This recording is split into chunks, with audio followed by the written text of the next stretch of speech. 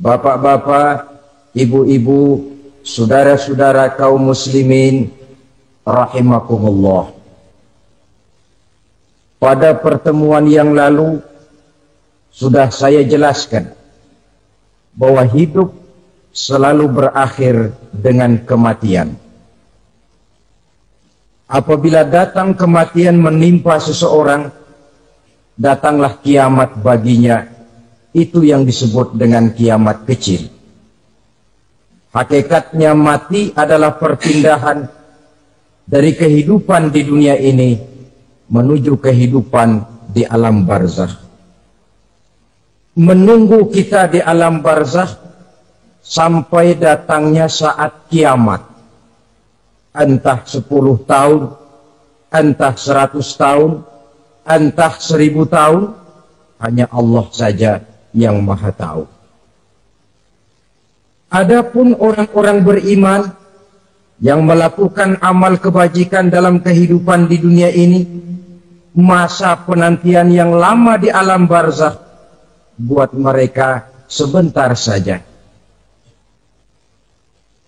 Tetapi bagi orang-orang kafir yang ingkar, yang tidak beriman kepada Allah, yang hidup di dunia cuma menumpuk-numpuk dosa, tentu penantian di alam barzakh akan merupakan waktu yang sangat lama. Bukankah dalam kehidupan kita waktu itu memang relatif? Contoh misalnya, bagi pemuda-pemudi yang sedang duduk asyik memadu cinta, waktu 4-5 jam saja rasanya cuma 4-5 menit. Tenggelam oleh keasikan. Tapi buat orang yang berbaring di rumah sakit, meratap di balik-balik apa itu tembok derita kata lagu,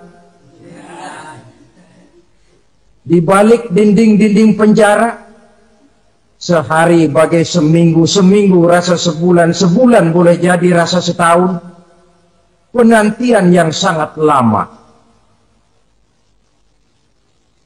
Kapan kiamat itu akan datang?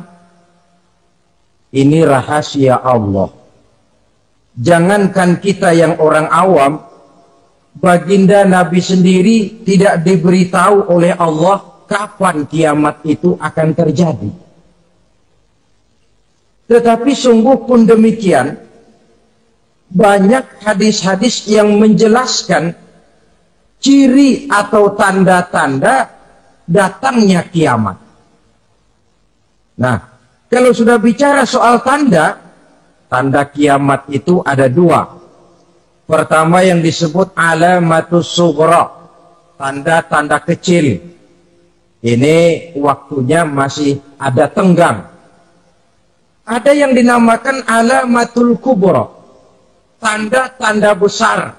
Artinya kiamat sudah diambang pintu. Apa tanda-tanda kecil dari datangnya hari kiamat itu? Misalnya, kata Nabi, apabila ilmu sudah diangkat oleh Allah. Artinya, apabila ulama sudah banyak wafat, minat orang belajar agama berkurang, lalu kebodohan nampak merajalela di mana-mana, zina dikerjakan secara terbuka, minuman-minuman keras jadi kebanggaan, itu termasuk di antara tanda-tanda kecil terjadinya hari kiamat. Apalagi misalnya iza waladatil ammatu rabbataha, apabila budak sudah melahirkan tuan. Apa maksudnya? Ada yang mentafsirkan apabila anak sudah bisa membudaki orang tuanya. Orang tua yang melahirkan dia, yang membesarkan dia, demi setelah si anak besar jadi orang berpangkat, bertitel, berharta, berkedudukan, jadilah orang tua itu budaknya. Sehingga sering dibilang, kalau orang tua kaya, anak jadi raja. Tapi kalau anak yang kaya, orang tua sering jadi budak. Apalagi munculnya fitnah yang bergelombang. timbul perang antara dua bangsa yang besar, waktu berjalan terasa sangat pendek sekali. Itu merupakan tanda di antara tanda-tanda kiamat. Termasuk di dalamnya sulit membedakan mana laki, mana perempuan. Kan kalau tanda-tanda kayak begini sekarang sudah banyak kita lihat kan. Lama banyak wafat, penggantinya sulit. Zina dikerjakan berterang-terangan, minuman keras jadi kebanggaan, banyak anak membudaki orang tuanya, sulit membedakan mana laki mana perempuan. Kadang-kadang dari belakang kita lihat perempuan bener, begitu kita colek nengok jenggotan.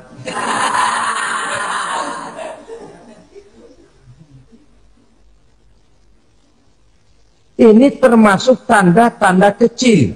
Masih ada tenggang sampai akan terjadinya kiamat.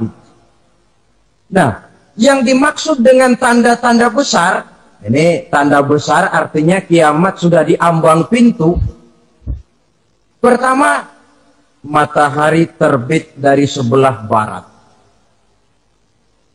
Apabila matahari sudah terbit dari arah sebelah barat, tertutuplah sudah pintu taubat. Bersabda Nabi kita, la taqumus sa'atu hatta tatlu'a syamsu min maghribiha. Tidak akan datang hari kiamat sampai matahari terbit dari arah sebelah barat. Wa iza tala'at, manakala matahari telah terbit dari arah sebelah barat, wara'ahan nasu, manusia banyak menyaksikan itu, amanu ajma'un, mereka pun lalu beriman.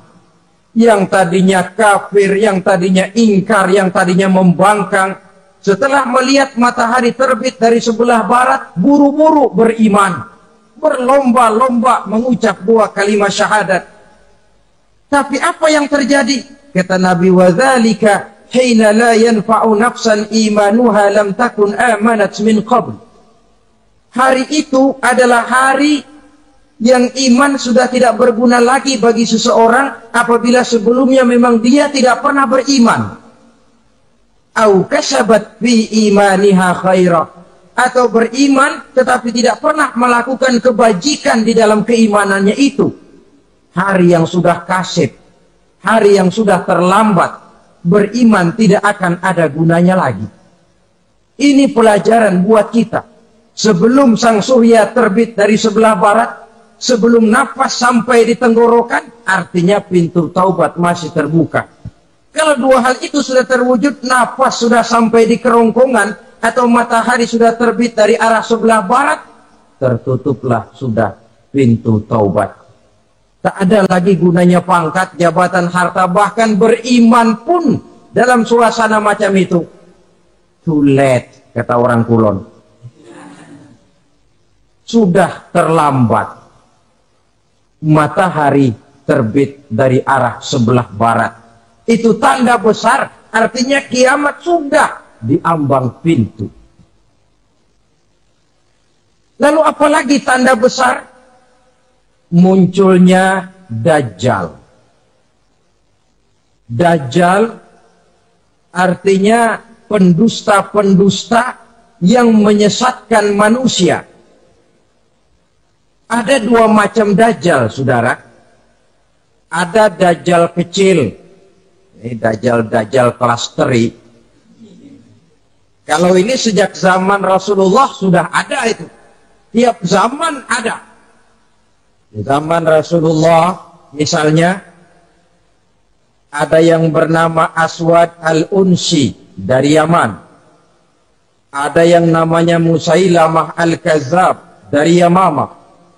Ada yang namanya Ibnu Sayyad dari Madinah. Ini Dajjal-Dajjal di zaman Rasul. Musailamatul Kazzab memproklamirkan diri jadi nabi dia. Di zaman Rasul masih hidup. Ini Dajjal zaman Nabi.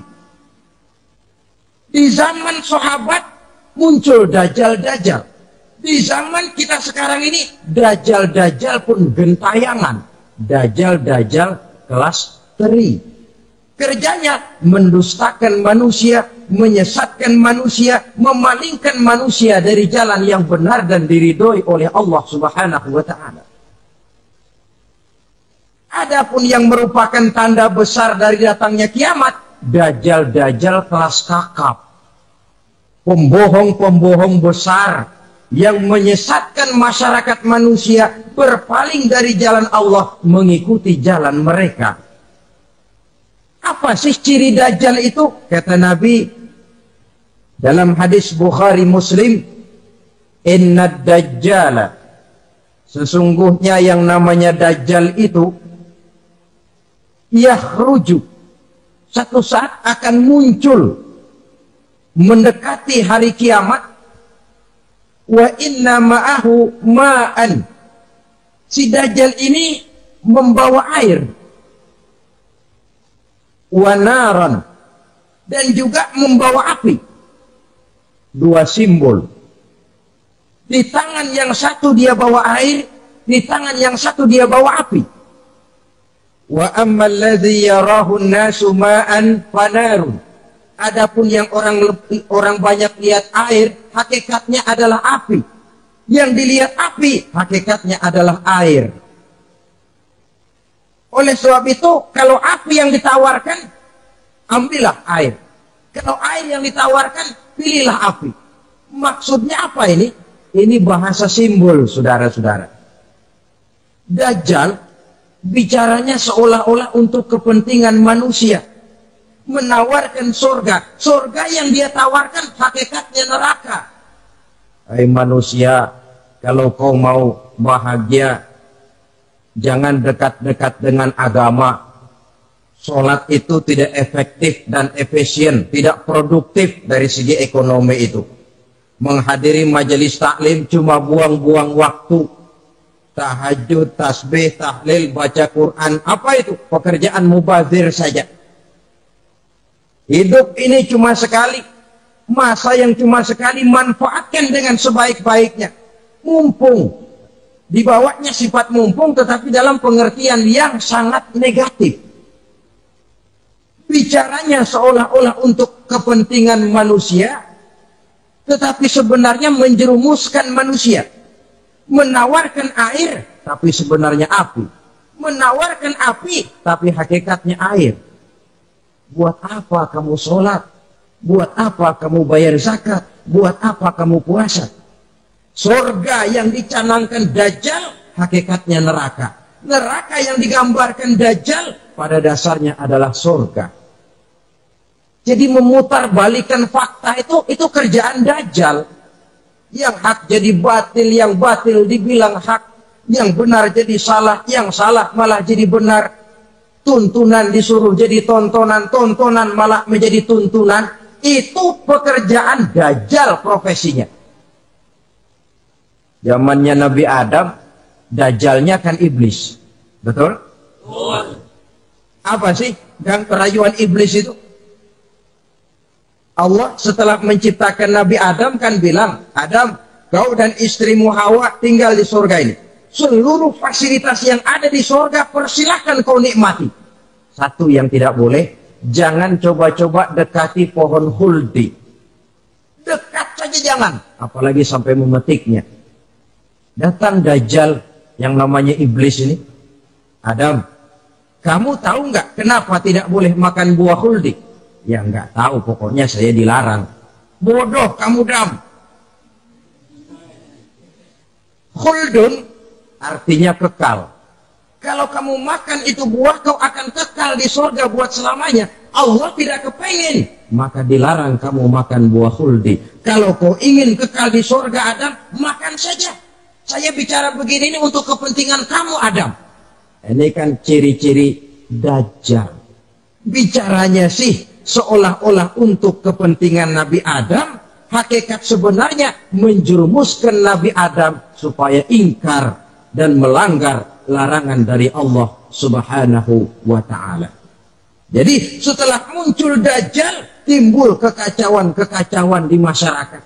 Banyak yang terpengaruh, terpedaya, dan terpesona.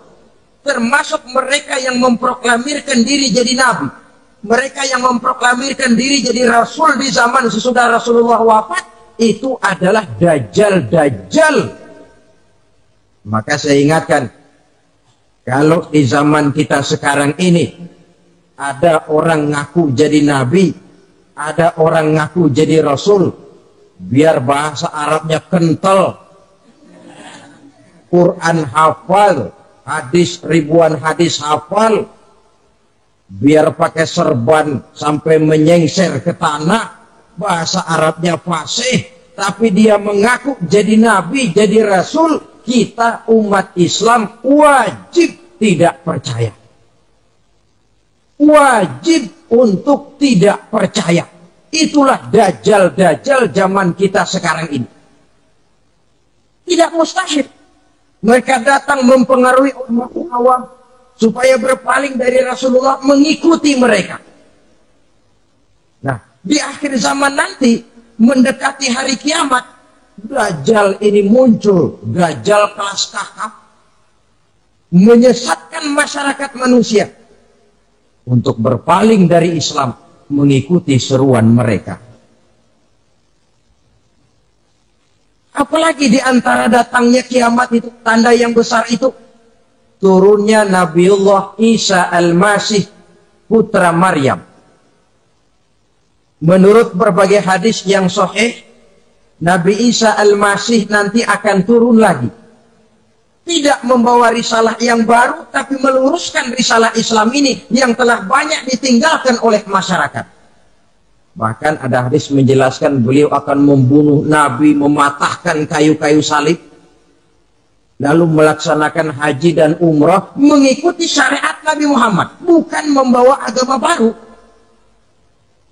Menjadi semacam mujaddid, reformer, menyelamatkan manusia dari bisikan dajjal. Bahkan ada riwayat yang menjelaskan bahwa Nabi Isa berhasil mengalahkan dajjal, mengembalikan masyarakat manusia kembali kepada ajaran Islam yang datang dari Allah, dibawa oleh Rasulullah Sallallahu Alaihi Wasallam.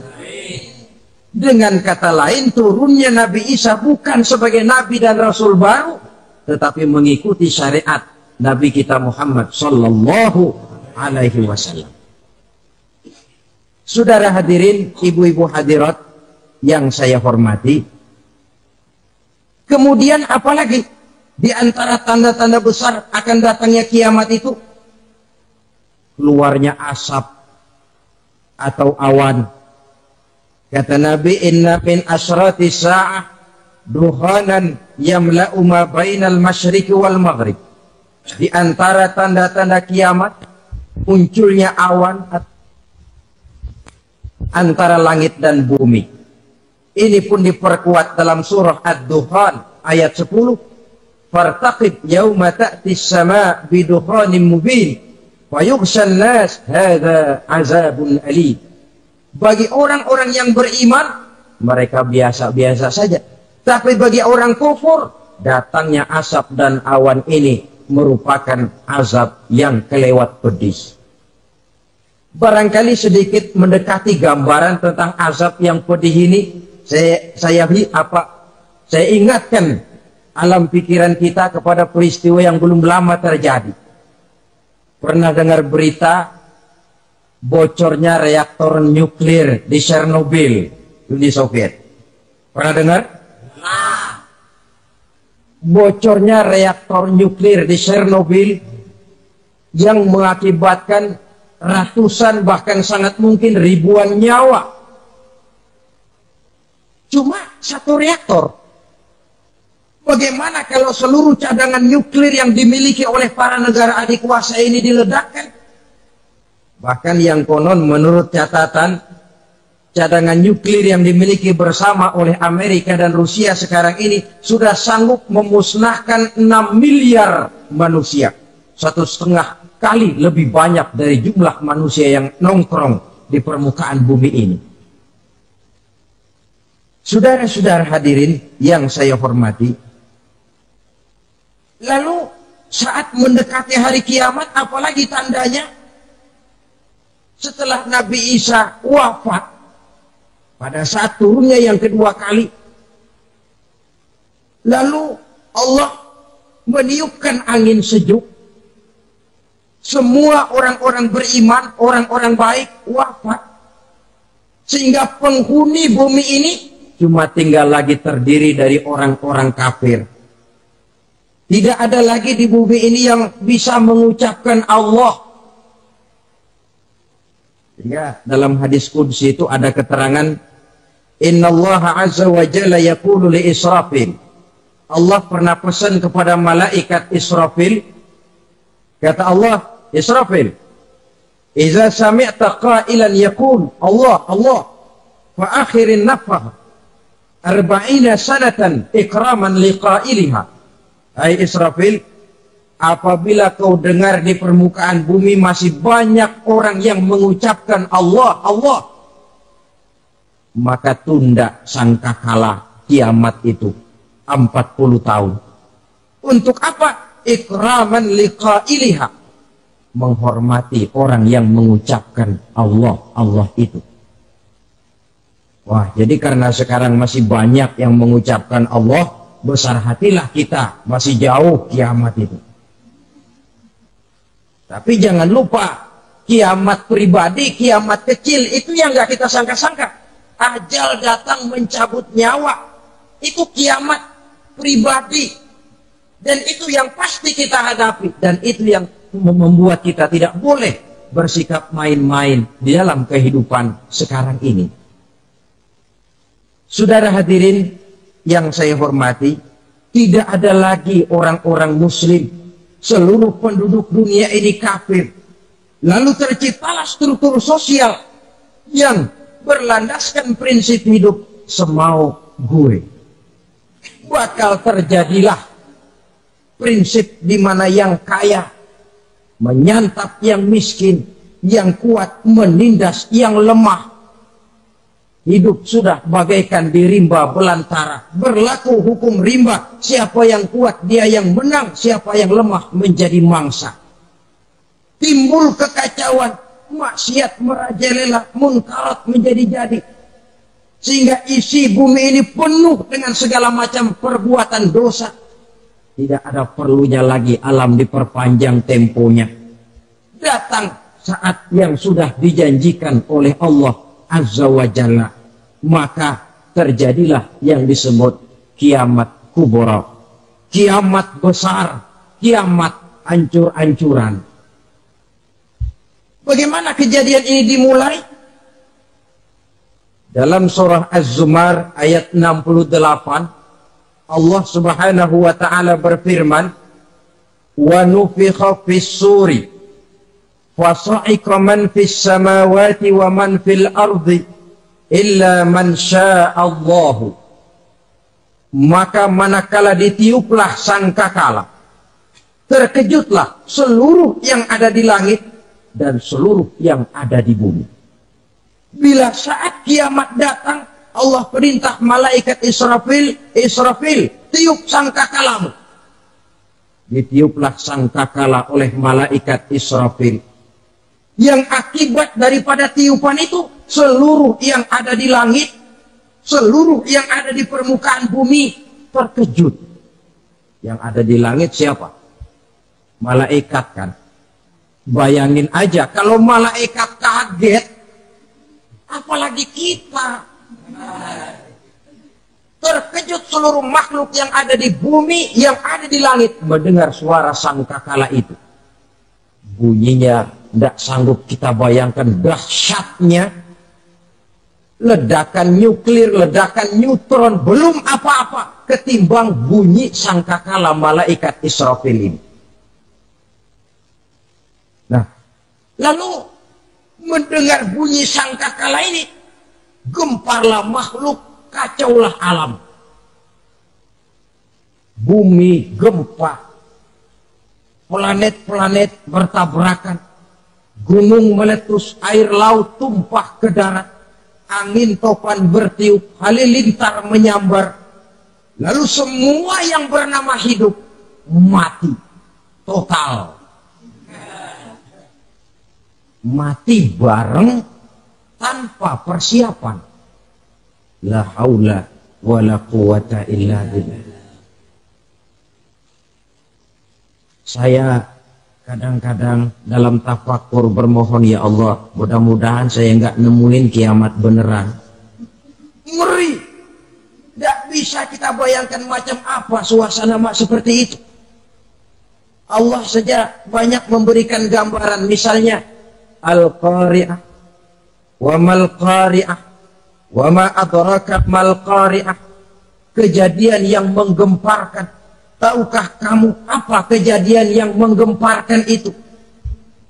Yauma yakunun nasu kal farasil mabsus wa takunul jibalu kal ihnil manfus. Pada saat itu manusia berterbangan bagai kupu-kupu. Gunung berterbangan seperti kapas ditiup angin. Gunung saja macam kapas, konon lagi manusia. Kematian total, mulai semut sampai gajah mati.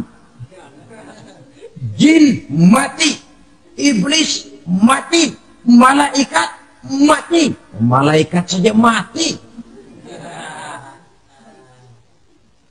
Saudara hadirin yang saya hormati, kematian total yang tanpa persiapan. Orang bilang, Pak, kalau mati bareng begitu yang repot malaikat maut dong ya. Cabut sana, cabut sini. Itu kalau menurut logika kita. Mestinya begitu menurut logika.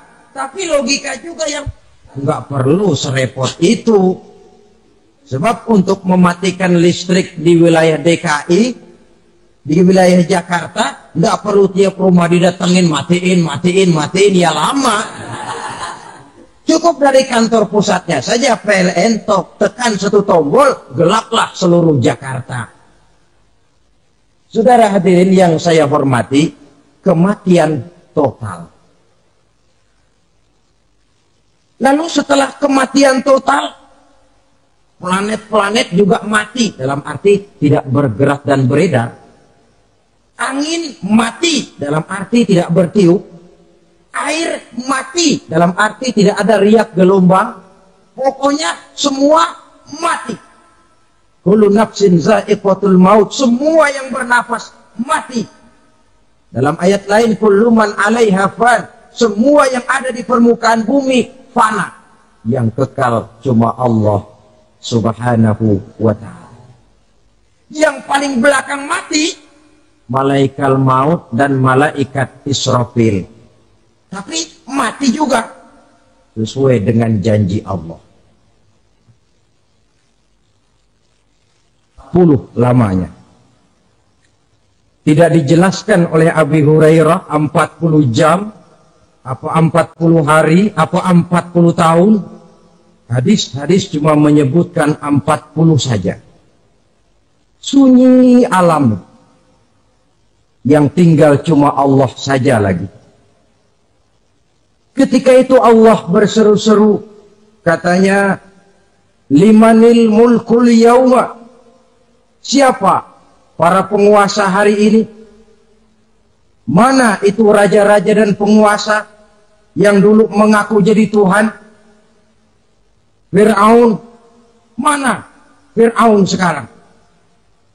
Yang dulu jadi raja, merasa berhasil, sombong, lalu tidak mau turun-turun dari kekuasaannya, sampai kepada puncak kekurang ajarannya mengangkat diri jadi Tuhan. Mana itu Fir'aun? Namrus. Mana sekarang Namrus? La ilaha illa ana. Ternyata tidak ada Tuhan lain selain daripada aku, kata Allah. Proses kemudian, saudara-saudara, turunlah hujan dari langit. 40 lamanya hujan itu. Tidak jelas juga 40 jam atau 40 hari. Setelah air turun membasahi, datanglah tiupan sangkakala yang kedua. Semua yang bernama mati bangkit dari kuburnya masing-masing. Ini yang disebut Yaumul Ba'thi, hari kebangkitan. Allahu Akbar.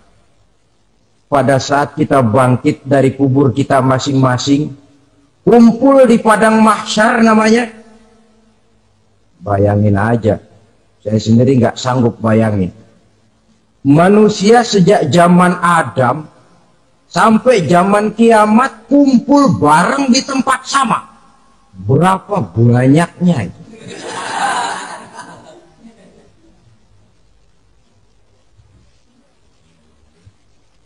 Dan yang luar biasa menurut satu riwayat, pada saat bangkit itu, Masya Allah, roman muka kita berubah.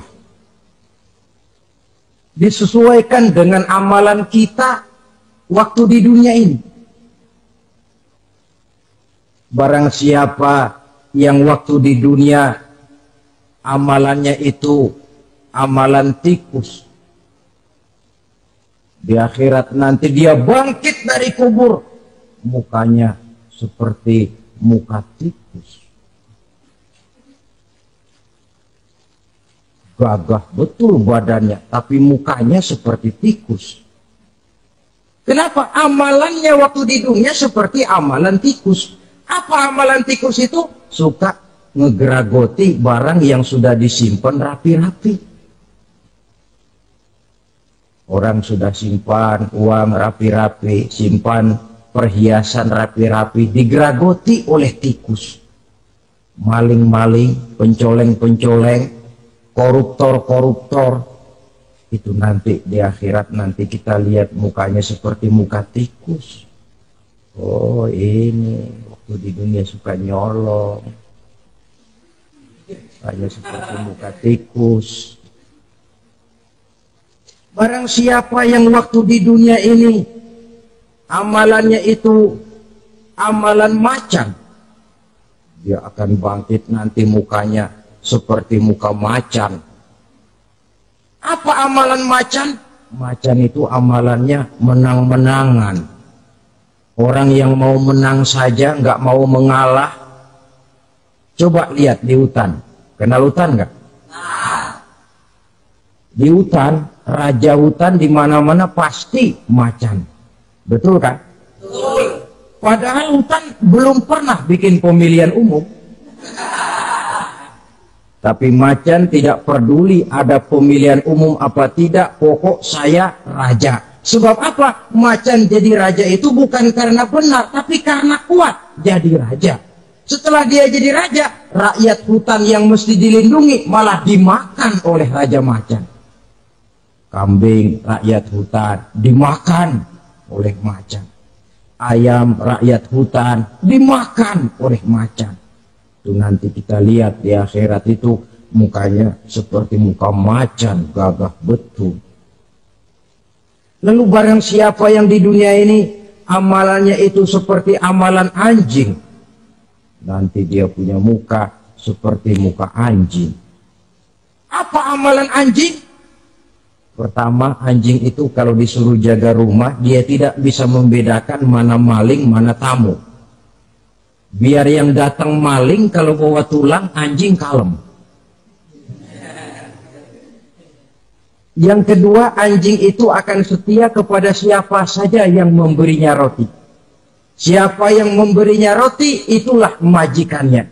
Apa kata majikannya, pasti dia laksanakan. Soal benar atau salah, dia tidak peduli. Setelah anjing dapat roti, dia tidak punya pilihan lain kecuali bilang, abdi mah kumaha juragan wae aya nama.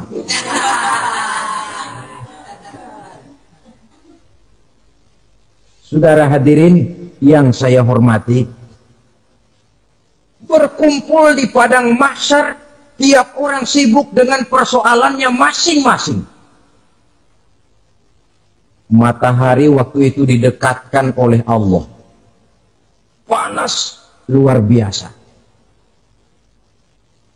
Ada yang saking panasnya itu mencucurkan peluh keringat sampai sebatas mata kakinya. Ada yang keringatnya sampai sedengkulnya. Ada yang keringatnya sampai sepusatnya. Ada yang keringatnya mengalir sampai sebahunya. Ada yang kelelap oleh keringatnya sendiri. Sementara orang di sampingnya nggak apa-apa. bergantung lagi amalan dia waktu di dunia ini. Saudara-saudara, sebagian orang dalam kepanikan padang mahsyar berombong-rombong datang mereka menghadap Nabi Adam. Ya Adam, anta abal bashar. Hai Adam, Tuhan adalah bapak moyang manusia. Kami sebentar lagi akan disidang, dimintakan pertanggungan jawab. Tolonglah kami, hai Adam. Kata Nabi Adam, jangankan nolongin sampean, saya sendiri tanggung jawab di hadapan Allah ketika dulu tidak boleh makan khuldi, saya serobot. Sudahlah, urus diri masing-masing saja, nafsi. Begitu kata Nabi Nuh, begitu kata Nabi Ibrahim. Tiap orang bertanggung jawab sendiri-sendiri. Ketika itulah saudara-saudara, nikmatnya menjadi umat Nabi besar Muhammad sallallahu alaihi wasallam. Sebab apa? Walaupun menurut abjad kita ini umat paling belakang kita ini toh, karena Nabi Muhammad adalah Nabi akhir, tapi akan dihisap lebih dulu, lewat di atas sirat lebih dulu, masuk surga lebih dahulu ketimbang umat-umat belakangan. Ketika Rasul mendekati ajal, beliau tanyakan itu kepada malaikat Jibril. Malaikat Jibril berkata, Muhammad jangan khawatir, Allah sudah berjanji, inni haramtul jannata ala sairil anbiya hatta tadkhulaha anta wa haramtuha ala sairil umami hatta tadkhulaha ummatuka. Surga aku haramkan buat seluruh nabi kecuali kalau engkau Muhammad sudah masuk ke dalamnya, dan surga aku haramkan buat seluruh umat kecuali kalau umatmu Muhammad sudah masuk ke dalamnya. Logikanya, walaupun menurut abjad kita umat paling belakang, bakal dihisab paling dulu, lewat di atas sirat paling dulu, masuk surga paling dulu, kalau mampir ke neraka juga paling dulu. Ya resiko. Jangan mau enaknya aja paling dulu. Saudara hadirin yang saya hormati, setelah masa kebangkitan, itu jangan dikira begitu bangkit langsung diperiksa. Masih menunggu menanti ribuan tahun. Perhitungan padang mahsyar. Untuk sampai kepada proses yang disebut yaumul hisab. Hari perhitungan. Seorang demi seorang bakal dipanggil. Bayangkan saja, kita se-RT saja di absen, kadang-kadang perlu waktu lama. Ini manusia sejak zaman Nabi Adam sampai datang hari kiamat, satu demi satu disidang di hadapan Qadhi Rabbul Jalil. Status sosial copot sudah waktu itu. Yang pernah jadi hartawan di situ tidak lagi kelihatan kehartawanannya. Yang pernah jadi jenderal tidak lagi dipanggil jenderalnya. Yang ustadz tidak lagi dipanggil al-mukarramnya. Seluruh status sosial selesai. Dipanggillah kita seorang demi seorang menghadap Qadhi Rabbul Jalil. Bagaimana proses penghisaban itu? Pertama, proses tanya jawab. Di antaranya ada hadis menyatakan, lan tazula qadama 'abdin yaumal qiyamah hatta yus'ala an arba'i khisalin. Besok di hari kiamat tidak akan bergeser telapak kaki seorang hamba sampai dia ditanya lebih dulu tentang 4 persoalan. Tentang ilmunya. Kemana ilmu itu diamalkan? Tentang umurnya. Di mana umur itu dihabiskan? Tentang masa mudanya. Kemana masa muda itu dipakai? Tentang hartanya. Dari mana harta itu didapat dan kemana harta itu dibelanjakan. Ini termasuk proses tanya jawab. Jadi kalau istilah pengadilan dunia, nama Fulan bin Fulan. Kamu waktu di dunia diberikan umur panjang untuk apa? Pernah mengalami masa muda, kemana kau habiskan masa remajamu? Kau diamanahkan ilmu, dengan apa ilmumu kau amalkan? Kau diberikan harta, dari mana harta kau dapat, kemana kau belanjakan? Tak seorang pun yang bisa mungkir Sebab apa? Dikala itu yang menjadi saksi bukan orang. Yang menjadi saksi adalah seluruh anggota badan kita. Tangan bicara, kaki jadi saksi terhadap seluruh amalan yang pernah kita kerjakan pada saat kehidupan di alam dunia ini. Selesai proses tanya jawab, lalu diperlihatkan buku catatan kita waktu hidup di dunia ini. Jangan lupa Allah itu menyiapkan 2 superkomputer kepada kita. Sebelah ditempelin sebelah kanan, yang sebelah tempelin di sebelah kiri. Komputer itu namanya Raqib dan Atid. 2 malaikat yang apabila baik kita lakukan, refleks saja akan menulis kebajikan kita. Jahat kita kerjakan akan tertulis. Catatan itu nanti diperlihatkan kepada kita. Waduh, alangkah malunya pada saat diperlihatkan catatan kita, buku rapot kita merah melulu.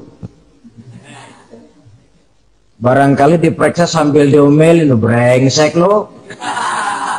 Buku merah melulu begini bagaimana waktu hidup di dunia? Tidak cukup diperlihatkan buku catatan kehidupan, rekaman kehidupan. Rekaman kehidupan kita secara utuh sejak terlahir sampai ajal datang merenggut nyawa. Barangkali mirip dengan video sekarang ini, di mana terekam dengan baik seluruh kegiatan kita sejak yang sekecil-kecilnya sampai kepada yang sebesar-besarnya. Untuk kemudian kita pun menerima balasan. In khairan fa khairun wa in syarran fa syarrun. Kalau baik ya baik balasannya, kalau jahat ya jahat juga balasannya. Catatan-catatan kita diberikan. Kalau banyak kebajikannya diberikan di tangan kanan dengan cara yang halus. Kalau banyak kejahatannya diberikan dari sebelah kiri atau dilempar dari belakang. Itulah sebabnya sejak di dunia ini kita sudah mohon kepada Allah. Ketika berwudu membasuh tangan kanan, apa kita bilang? Allahumma a'tini kitabi biyamini wa hasibni hisaban yasira. Ya Allah, berikan saya kitab di tangan kanan, dan kalau saya memang perlu dihisap, hisaplah saya yang seringan-ringannya. Tangan kiri berlindung kita kepada Allah. Jangan sampai diberikan kitab di tangan kiri atau dari arah sebelah belakang. Wa a'udzubika an tu'tiya kitabi bishimali aw min wara'i zuhri, dari arah sebelah belakang. Na'udzubillah min dzalik. Setelah selesai lewat proses penghisaban, lewat mizan, timbangan, maka yang sudah selesai dihisab itu bergeraklah menuju sirat, jembatan yang terbentang menuju surga melalui neraka. Saudara-saudara, panjangnya perjalanan sirat itu memakan waktu ratusan tahun. Tetapi orang yang lewat di atas sirat pun macam-macam, bergantung amalannya ketika di dunia ini. Ada yang lewat di atas sirat itu kalbarkil khatib, seperti kilat yang menyambar, sudah sampai dia di surga. Cepat bukan main. Ada yang lewat di atas sirat itu seperti orang lari-lari. Ada yang lewat di atas sirat itu seperti orang jalan biasa. Ada yang sambil merangkak, ada yang sambil ngesor, ada yang sambil gelayutan, ada yang selamat sampai ke ujung ke surga, ada yang tergelincir jatuh masuk ke dalam neraka, bergantung amalannya dalam kehidupan di dunia sekarang ini. Tiap kita akan melewati yang namanya sirat ini. Saudara-saudara kaum muslimin yang saya hormati,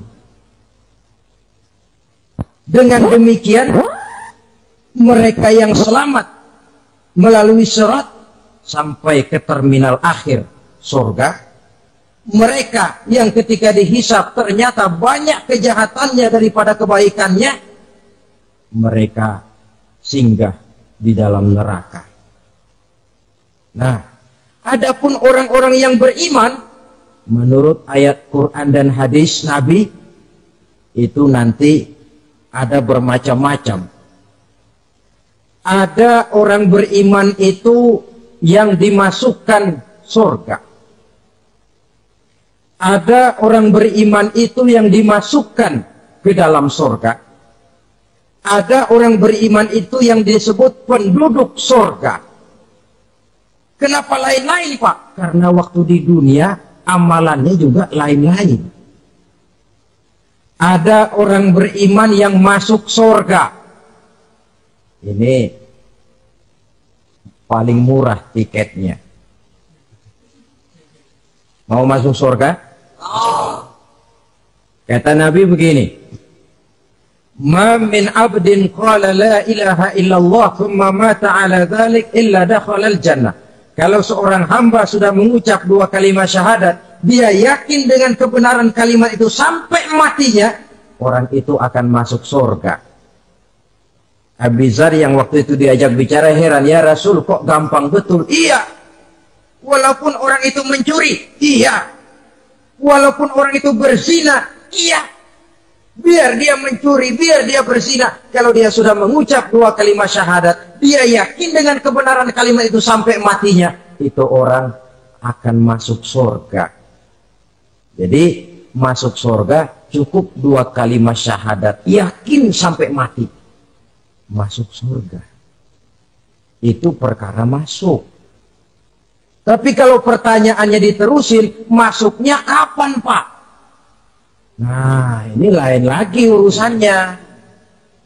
Sebab ada yang masuknya itu langsung, ada yang mampir dulu. Di sana tempat cuma dua. Kalau tidak surga, neraka. Mau ke surga, tapi mampir dulu. Yang mampirnya jelas di neraka. Kenapa? Dalam hadis qudsi ada riwayat.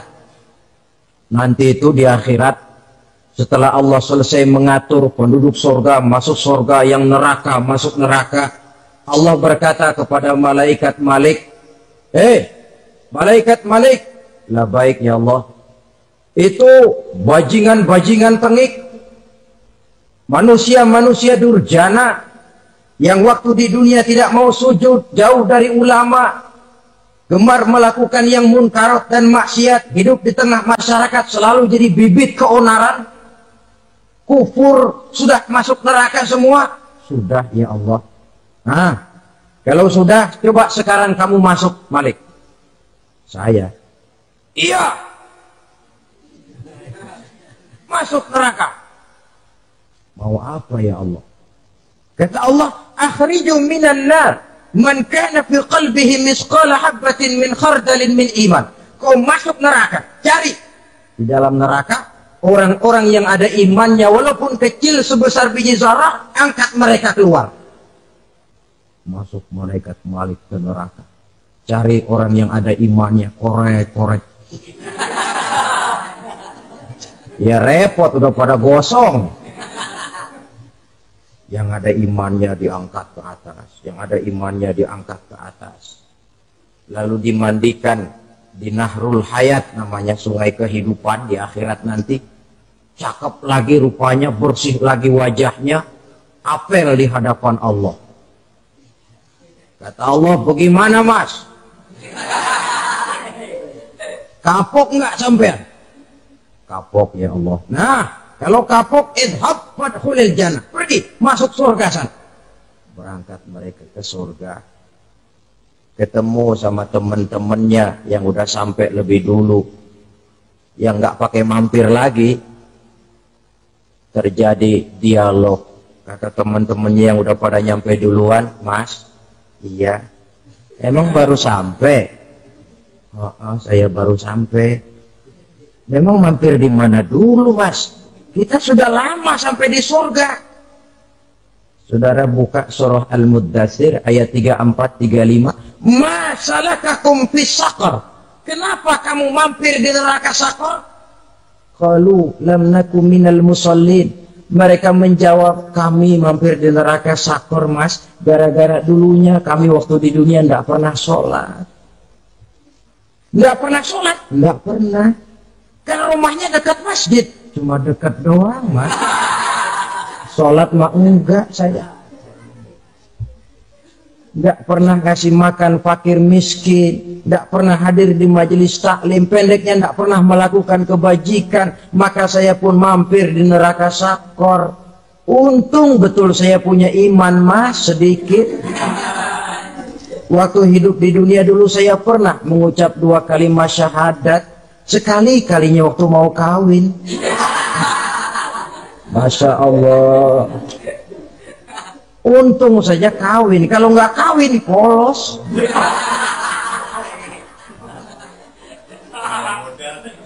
Itu juga penghulu sudah setengah mati ngajarin. Asyhadu alla, asyhadu an, asyhadu an.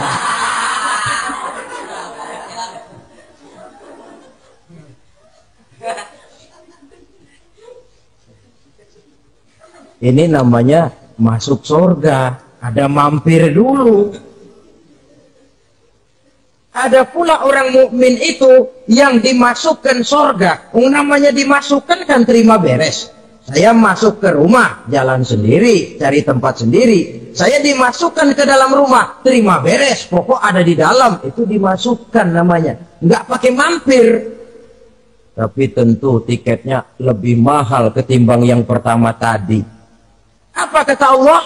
Innal ladzina amanu wa amilus salihat la ukaffiranna anhum sayyi'atihim wa la udkhilannahum jannah. Sesungguhnya orang-orang yang beriman kemudian beramal soleh, kami hapuskan segala dosa dan kesalahannya, kami masukkan mereka ke dalam surga. Lihat ayatnya, Allah yang memasukkan, kita yang dimasukkan. Tidak pakai transit, nggak usah mampir. Cuma tidak cukup syahadat, tidak cukup amanu, tapi diiringi dengan wa amilus salih. Iman, amal. Tidak cukup syahadat. Lalu dibuktikan dia sholat, dia zakat, puasa, lalu dia melakukan berbagai macam kebajikan. Ini yang menyebabkan dia tidak pakai mampir di tempat yang bernama Sakor.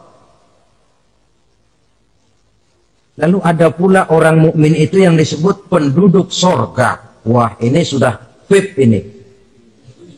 Ashabul jannah, penduduk surga. Siapa mereka? Kata Allah, innal ladzina amanu summa istaqamu fala khaufun 'alaihim wala hum yahzanun ulaika ashabul jannah hum fiha khalidun. Sesungguhnya orang-orang yang beriman lalu istiqamah, tetap dalam melaksanakan perintah Allah, tidak goyah, tidak labil tapi stabil, istiqamah, mereka tidak takut dan tidak bersedih hati. Merekalah penduduk surga. Iman, istiqamah. Tidak punya duit, sembahyang. Banyak duit, sembahyang. Miskin, sembahyang. Kaya, tetap sembahyang. Istiqamah. Kadang orang kalau susah, rajin ke masjid. Banyak duitnya, ngelihat masjid melengos. Waktu miskin hamba Allah, setelah kaya jadi hamba harta. Bergeser, tidak ada nilai istiqomahnya. Saudara-saudara, dengan begitu penduduk neraka itu dua. Ada penduduk permanen, ada penduduk yang semi permanen. Yang semi permanen orang-orang beriman yang mempunyai dosa besar. Mereka masuk ke neraka untuk menerima azab sesuai dengan dosanya. Bila selesai masa azab itu, mereka akan diangkat untuk ditempatkan kembali ke dalam surganya Allah Subhanahu wa ta'ala. Nah, dikala itulah saudara-saudara, ada yang disebut syafaat dari Rasulullah Sallallahu Alaihi Wasallam. Tapi tentu jangan lupa, syafaat ini ibarat kain menambal dia. Kita punya kain bolong-bolong sedikit, syafaat yang menambal. Sholat kita ada kurang dikit, sedekah kita ada campur riak dikit, amalan kita ada tidak karena Allah dikit. kita berharap syafaat. Jadi biarlah kain masih bolong-bolong, yang penting punya kain. Tapi kalau kainnya tidak ada, yang ditambal apanya? Sholat tidak, puasa tidak, zakat tidak, berharap syafaat saja. Terlalu berlebihan itu. Saudara hadirin yang saya hormati, apabila selesai proses penghisaban, proses penghitungan, maka dikala itulah manusia terbagi dalam dua kelompok besar. Fariqun fil jannah wa fariqun fis sa'ir. Sekelompok orang-orang beruntung yang masuk ke dalam surga, dan sekelompok lagi masuk ke dalam neraka. Akan memakan waktu untuk menceritakan sifat surga dan neraka, tapi insya Allah pada kesempatan pertemuan lain saya sampaikan. Namun sebagai gambaran umum cukuplah saya sampaikan sebuah hadis qudsi. Allah jelaskan, a'dadtu li'ibadiyas salihin ma la 'ainun ra'at wa la uzunun sami'at wa la khatara fi qalbil bashar. Aku sediakan buat hamba-hambaku yang soleh, yang tidak pernah terlihat oleh mata, tidak pernah terdengar oleh telinga, dan belum pernah terdetik dalam hati manusia. Jadi kenikmatan surga belum pernah dilihat mata, belum pernah didengar telinga, belum pernah terdetik dalam hati. Pedihnya azab neraka belum pernah terlihat mata, belum pernah terdengar telinga, belum pernah terdetik dalam hati. Saudara hadirin yang saya hormati, oleh karena itu sebagai uraian akhir daripada kiamat ini, marilah sama-sama kita memanfaatkan hidup dengan sebaik-baiknya, supaya jangan timbul penyesalan di hari kemudian nanti. Mudah-mudahan kita seluruhnya diselamatkan Allah dari azab neraka dan mendapat surga dan ridhonya. Sekian dan demikianlah pertemuan kita kali ini. Terima kasih banyak atas segala perhatian. Mohon maaf atas segala kekurangan. Usikum wa nafsi bitaqwallah. Wassalamualaikum warahmatullahi wabarakatuh. Waalaikumsalam warahmatullahi wabarakatuh.